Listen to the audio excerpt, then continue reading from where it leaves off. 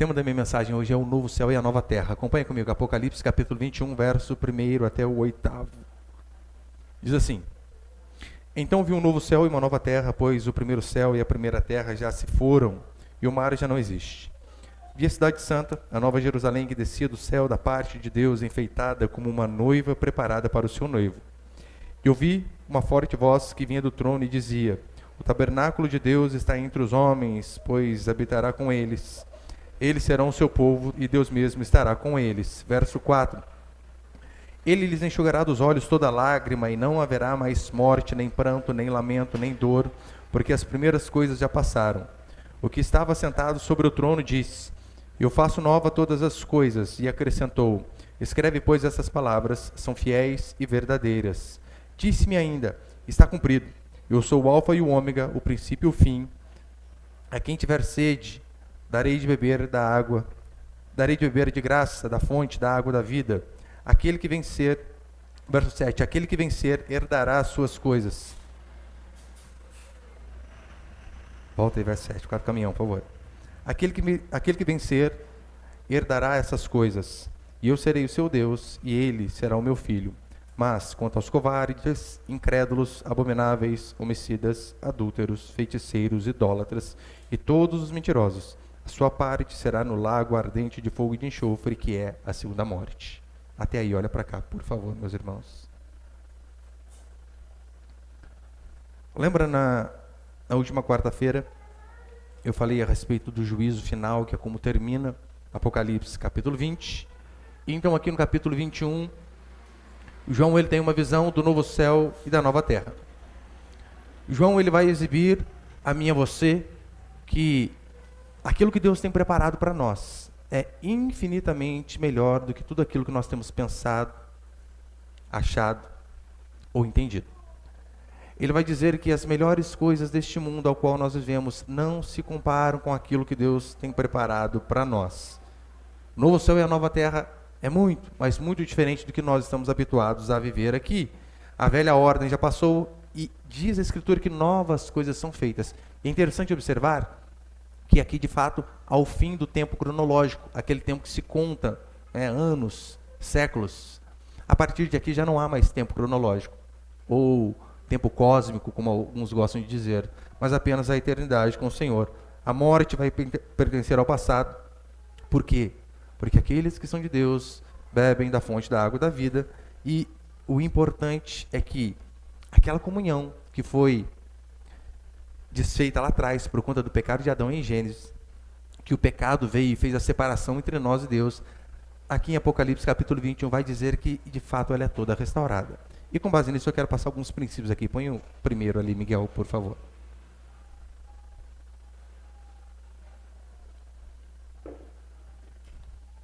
Primeiro princípio, a redenção da natureza e a nova Jerusalém. Versículo 1 a 3 é isso que vai dizer, né? Então vi novo céu e nova terra, pois o primeiro céu e a primeira terra já se passaram, ou já se foram, e o mar já não existe. Veja, a Escritura diz que assim como os nossos corpos um dia serão glorificados, serão transformados, mudados, a Escritura diz que isso vai acontecer também com toda a natureza. E repare que Deus, ele não joga tudo fora e faz tudo novo, mas ele transforma aquilo que já havia. É assim que vai acontecer comigo e com você também. Porque, assim como nós fomos afetados por conta do pecado, por conta disso nós sofremos, nós temos dor, nós ficamos doentes, nós morremos. A natureza também, a Escritura diz que foi afetada por conta do pecado. Tanto é que no começo da criação, você vê o jardim do Éden feito, e então depois do pecado do homem, a terra começa a produzir cardos e abrolhos. Também um outro símbolo do pecado. E uma forma fácil de você perceber que o pecado também atingiu a natureza, é só você olhar, é tsunami para todo que é lado, é terremoto. Tem lugar que chove demais e por conta disso não dá para plantar. Tem lugar que não chove nada e por conta disso não se planta também. Paulo vai dizer em Romanos capítulo 8 que a ardente expectativa da criação aguarda ansiosamente a revelação dos filhos de Deus. Então a criação também vai ser restaurada, não apenas a mim e a você. E olha, Deus não é revolucionário. Revolucionário é aquele que tem algo e ele joga tudo fora e começa tudo do zero. Deus não faz isso. A Escritura diz que novos céus e nova terra com base naquilo que já existia. De fato, é o paraíso sendo restaurado de novo. É Deus pegando o Éden, que foi corrompido por conta do pecado humano, e toda a nossa raça. Então ele pega aquilo que já existia, purifica, limpa, tira tudo que é pecado e transforma em novas coisas. O objetivo primário, então, é restaurado. Lembra lá no Éden? Que Deus vinha todo dia ter com Adão e Eva, na viração do dia? Ou seja, havia uma comunhão íntima entre eles. E o que atrapalhou essa comunhão foi justamente o pecado. Eles foram colocados para fora do jardim por conta do pecado. E a Escritura diz que quando Jesus Cristo voltar, esta comunhão íntima que nós tínhamos com Deus, lá na pessoa de Adão e Eva, de fato vai ser de novo restaurado, porque antes da queda não havia pecado. Então havia uma comunhão genuína com o Criador. Hoje nós conhecemos em parte, vai dizer Paulo. Mas quando o Senhor Jesus Cristo voltar, nós conheceremos como Ele é. E você lembra como era o Éden? Você começa a ler ali Gênesis capítulo 1. Ali era um lugar onde não havia medo. Ali era um lugar onde não havia dor. Não havia choro. Não havia nada dessas coisas. Não havia sofrimento. Não havia morte. Então, a nova criação de Deus, aqui em Apocalipse 21, você vai ver que ela vai remeter à antiga criação.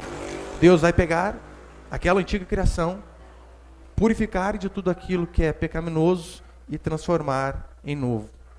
E a segunda metade desse capítulo aqui, veremos semana que vem, ela vai mostrar uma descrição completa, de fato, como vai ser a Nova Jerusalém. Coloquei Isaías, põe ali, por favor. No versículo 1, quando João vai dizer assim, então vi novo céu e nova terra, pois o primeiro céu e a primeira terra já se foram, e o mar já não existe.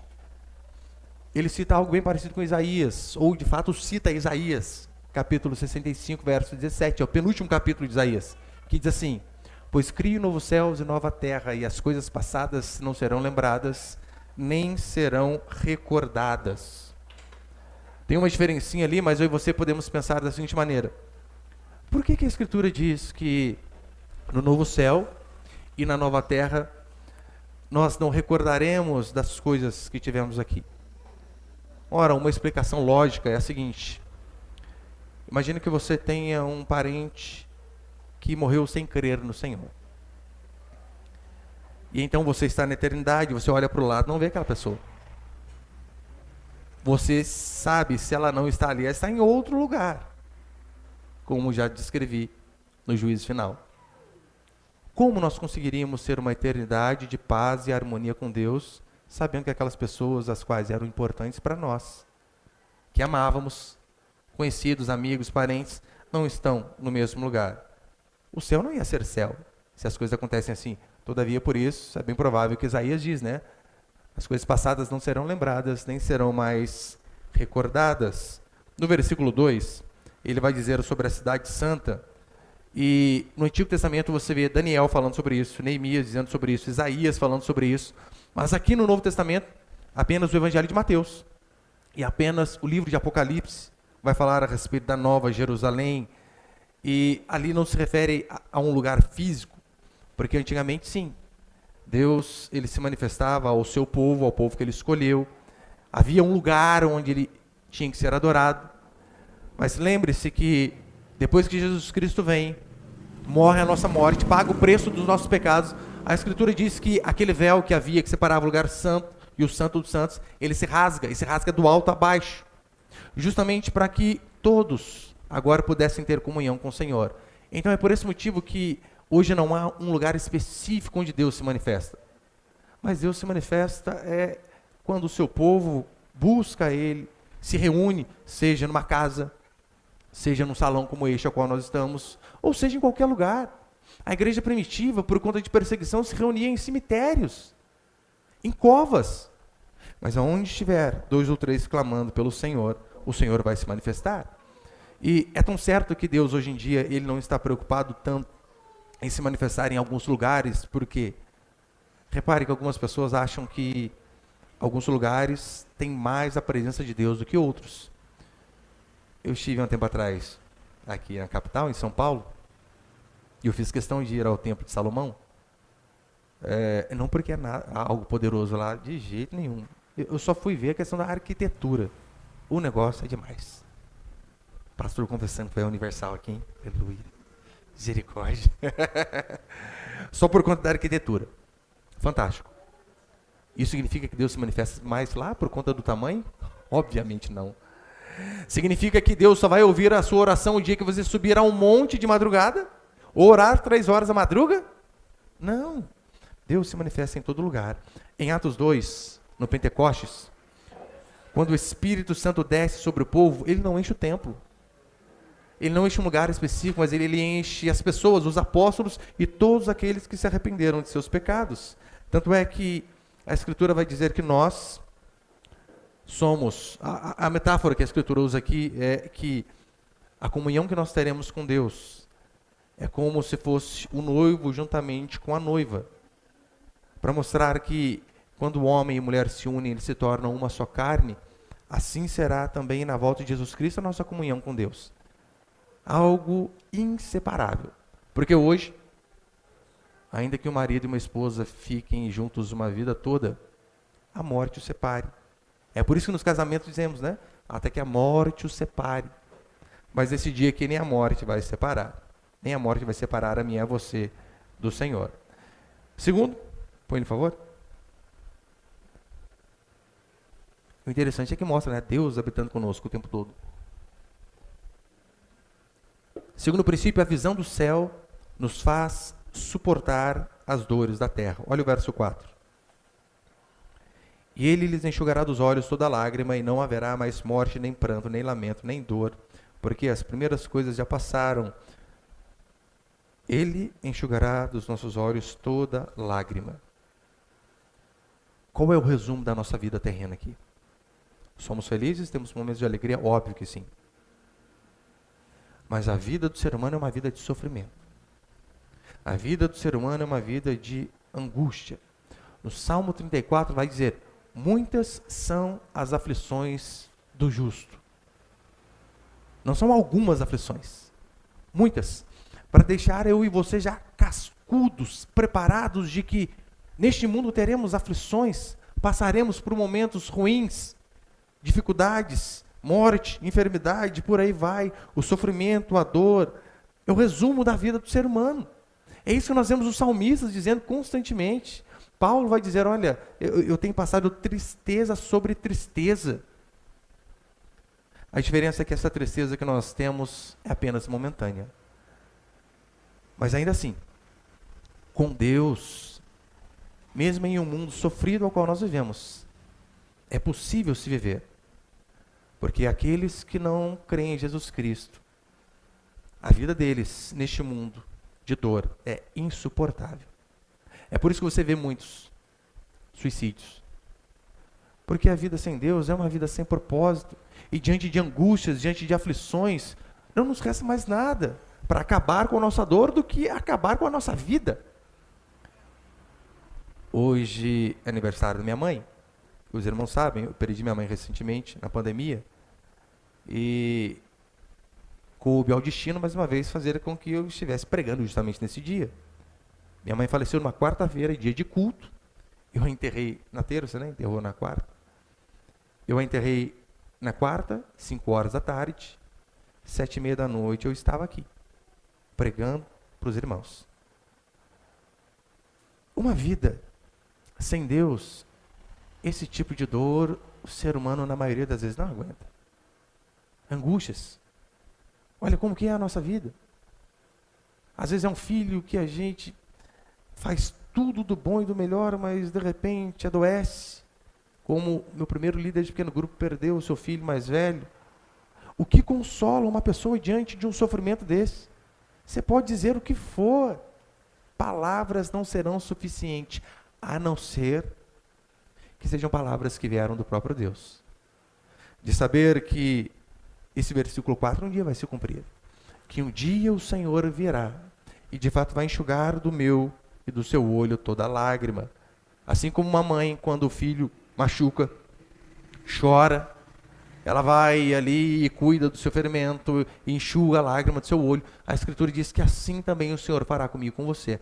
Portanto, ainda que tenhamos momentos ou até uma vida de sofrimento aqui, este sofrimento é momentâneo.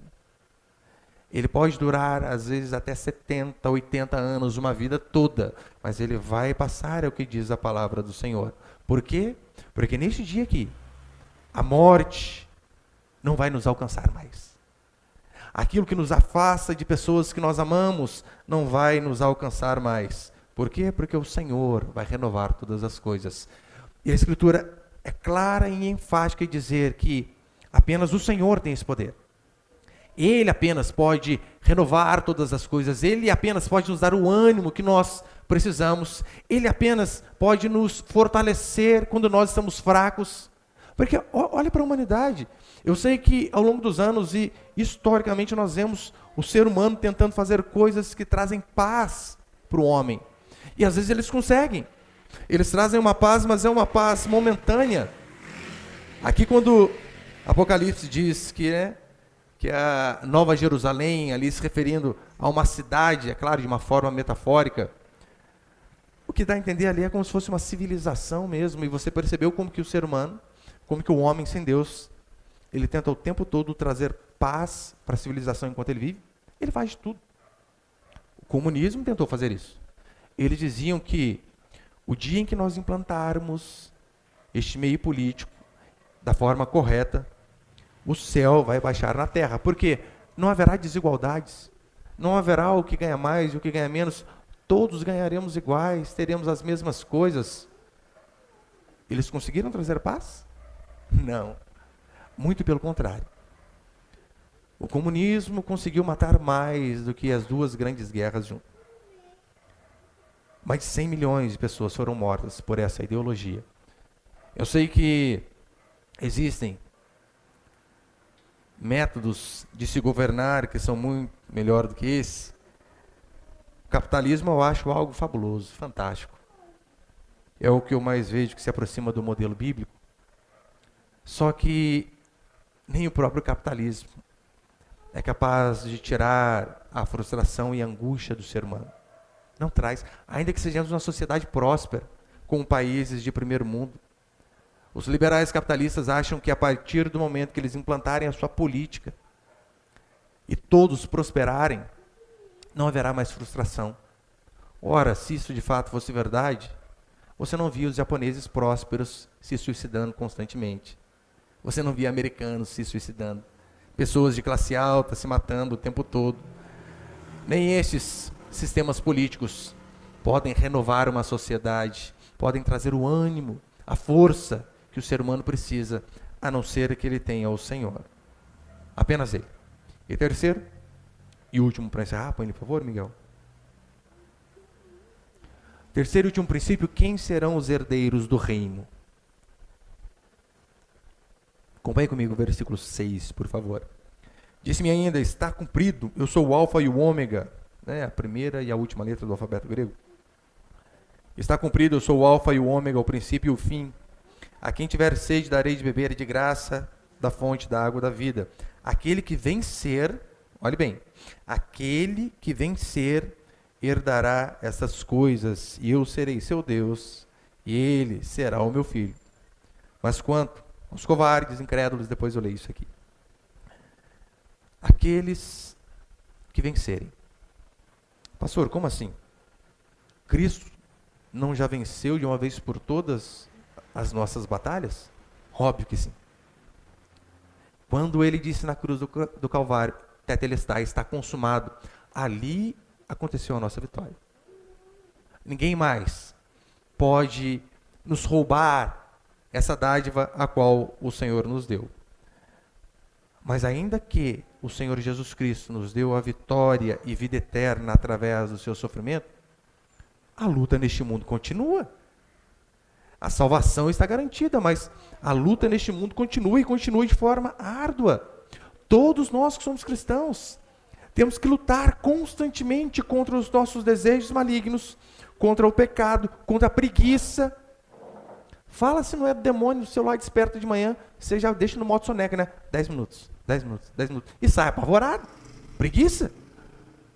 Teremos que lutar constantemente contra o pecado e contra o diabo aqui nesse mundo. Cristo, ele já venceu essa batalha em relação à nossa salvação de uma vez por todas, mas isso não significa que nós temos que agora ficar de braço cruzado e não fazer mais nada. Que a santificação, que nós venceremos o pecado quase que de uma forma abduzidos, sem esforço algum. Não, claro que não. Muito pelo contrário.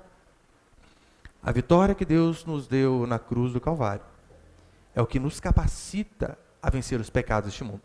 Porque se não fosse aquilo que Ele fez para nós não conseguiríamos vencer o pecado. Você não conseguiria vencer a inveja, a tentação, a pornografia, a mentira, o vício.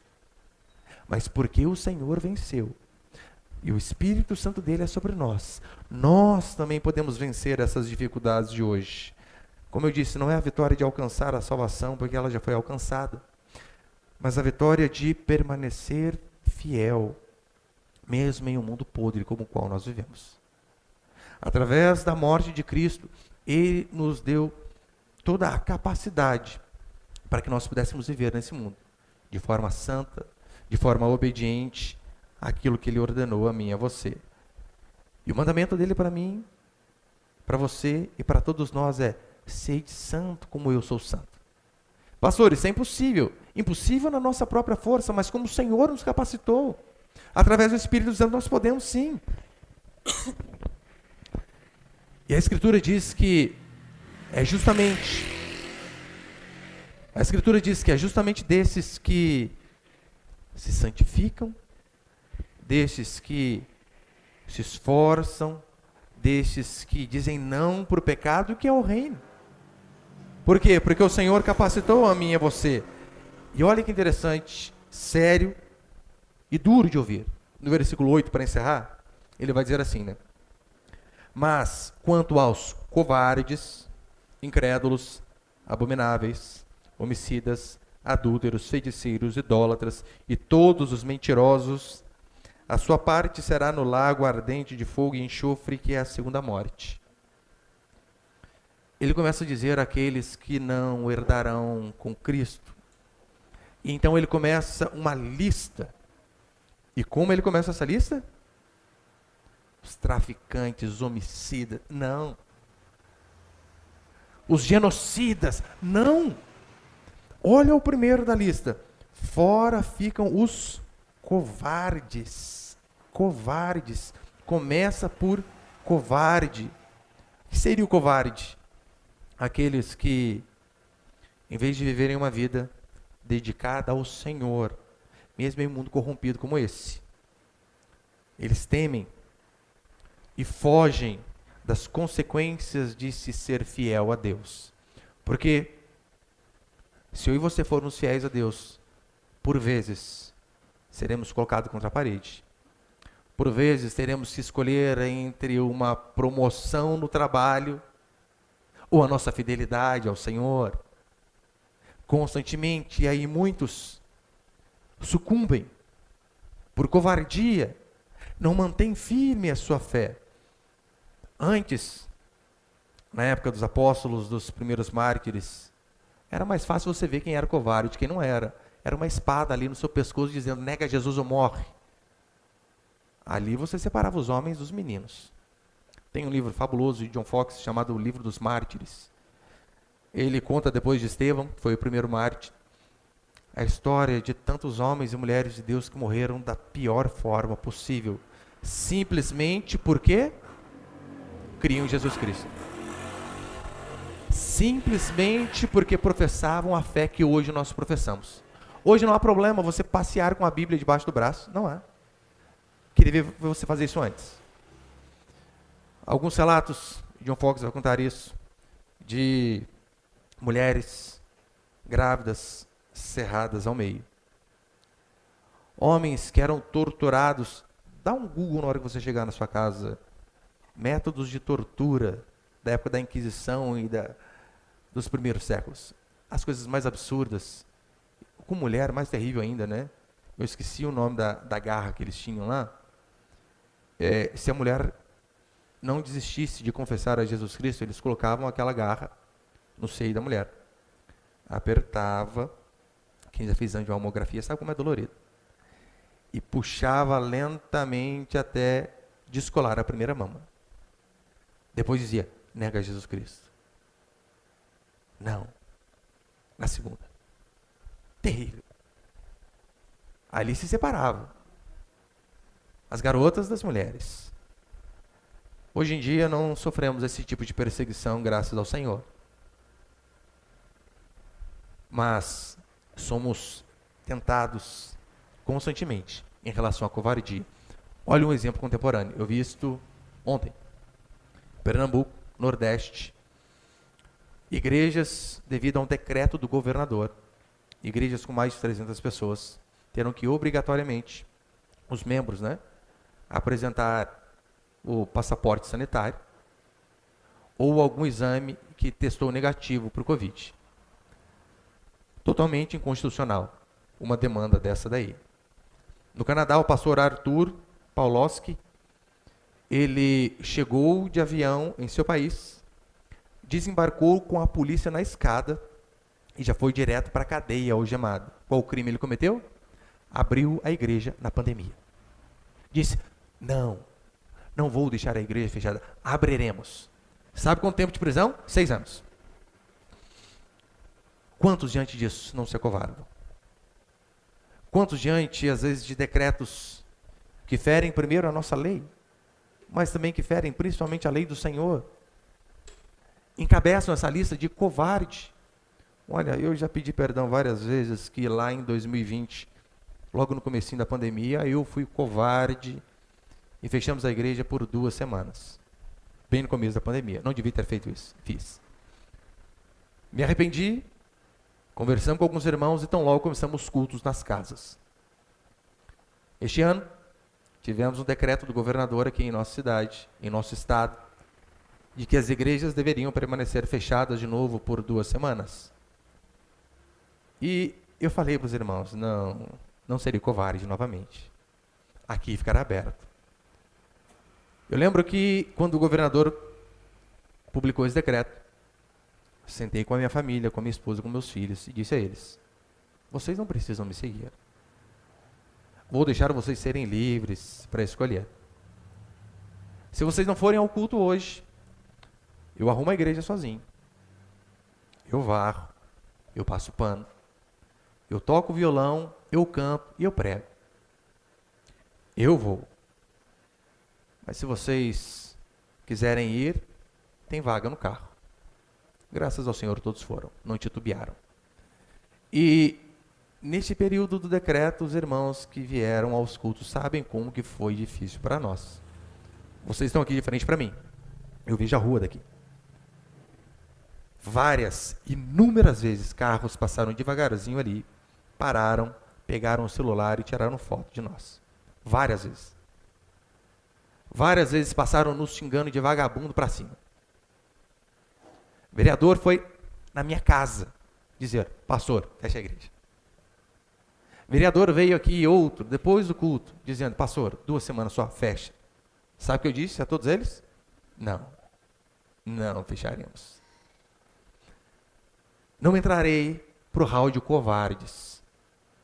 Eu lembro um dos vereadores disse assim para mim, pastor, o senhor sabe a multa diária que a igreja vai receber caso a denúncia chegue? E já tinha chegado a denúncia a ele, por isso que ele veio aqui e conversou numa boa, tranquilo. Falei, vereador, é o seu trabalho, fica a seu critério.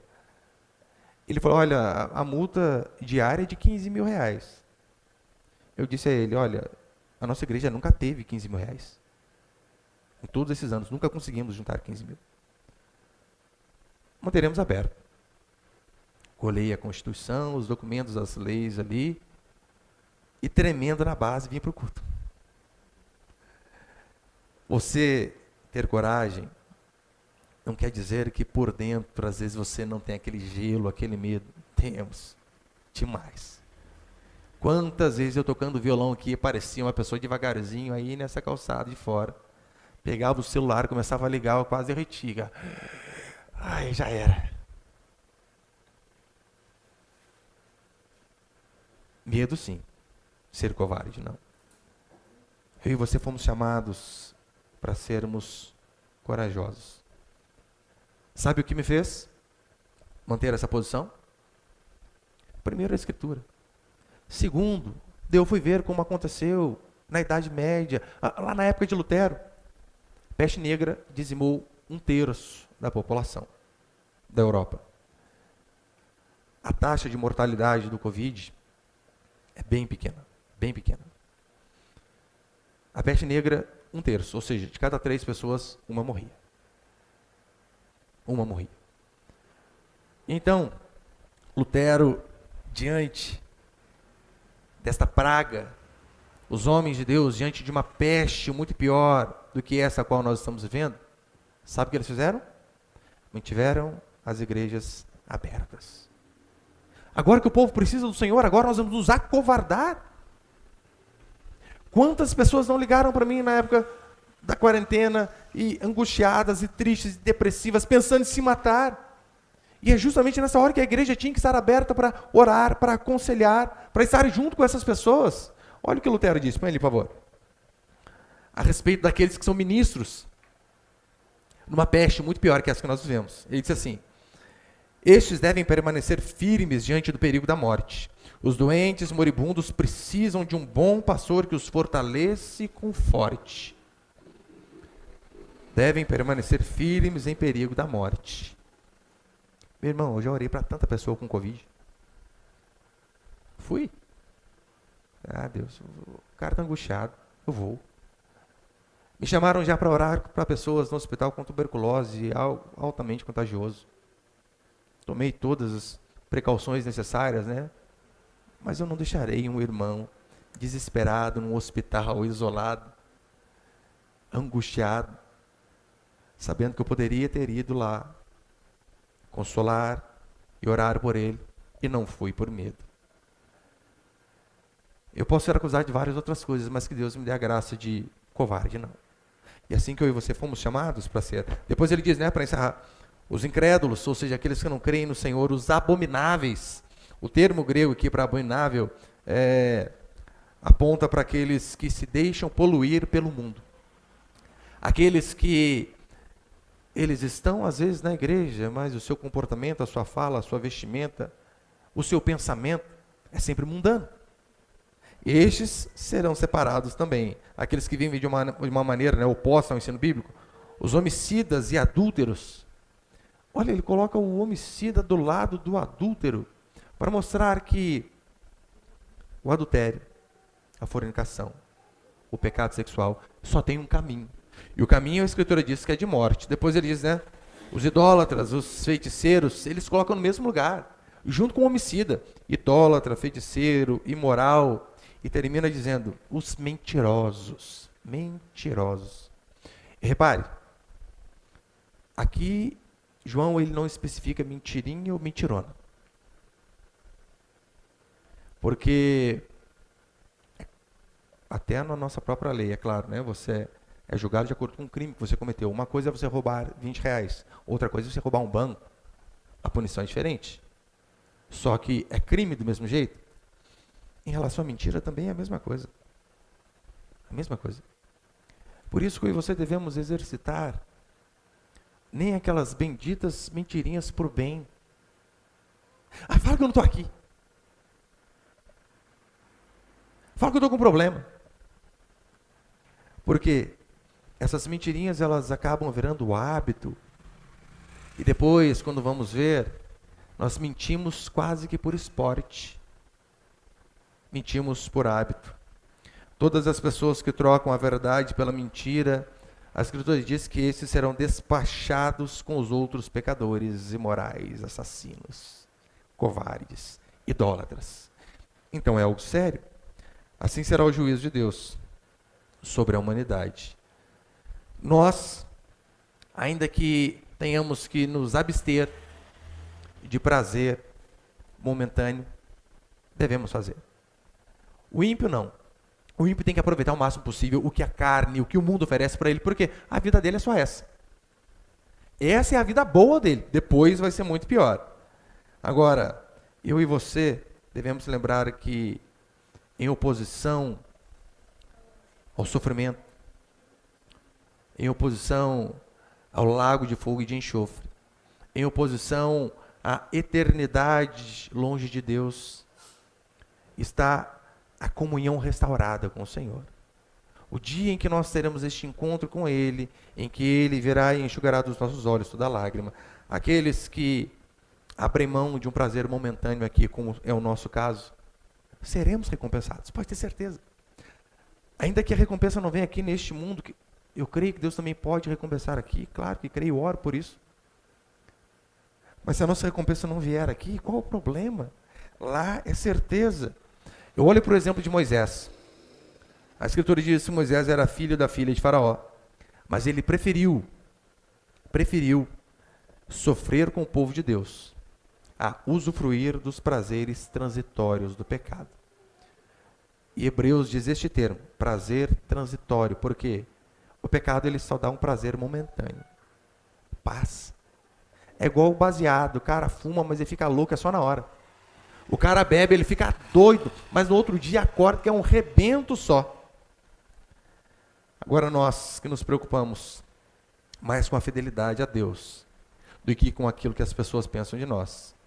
O que a Escritura diz é que o Senhor tem preparado para nós um lugar onde haverá ausência de sofrimento, de angústia, de dor, e que tudo aquilo que nós fazemos neste mundo, ainda que os homens não deem a mínima, a nossa fidelidade a Deus vai ser recompensada, e este deve ser o meu e seu objetivo. Não é receber elogio dos homens aqui, ainda que eles possam nos elogiar, e podemos receber elogios sem problema, mas que sejam outras pessoas nos elogiando, não a nós mesmos. Mas o nosso maior alvo, o nosso objetivo, é ouvir do Senhor: servo ou serva, bom e fiel, entra no gozo do teu Senhor. Amém, meus irmãos?